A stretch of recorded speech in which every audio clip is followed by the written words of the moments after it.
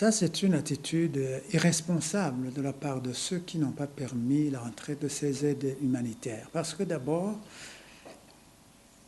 même si ce sont des produits rwandais, c'est le PAM qui est responsable de l'acheminement, de la collecte et même de l'achat, si besoin en était, de ces aides humanitaires.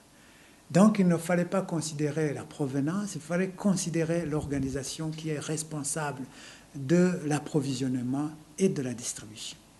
Donc ce n'est pas le Rwanda qui a été giflé, c'est l'organisation PAM qui l'a été.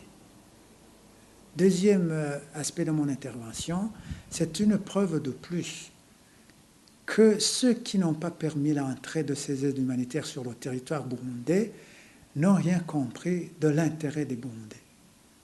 Parce que vous ne pouvez convaincre personne que dans l'état où nous nous trouvons, où il y a besoin urgent d'aide humanitaire aux Burundais qui meurent de faim, aux réfugiés qui ont trouvé asile sur notre territoire, personne ne peut convaincre le monde qu'il est hors de question de venir en aide à ces nécessiteux. Peu importe la provenance de ces aides.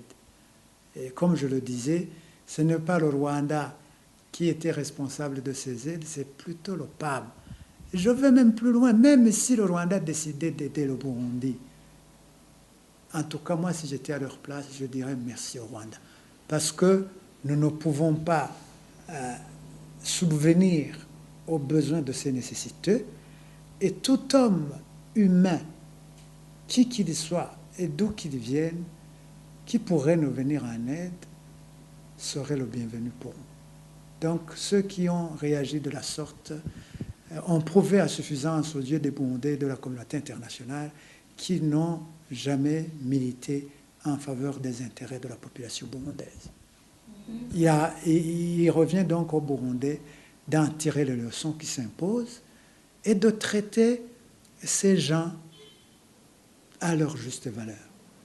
Un autre clin d'œil est fait à ces organisations internationales qui, à la limite, si elles sont conscientes de leur mission, qui sont celles de venir en aide à toutes les populations nécessiteuses, peu importe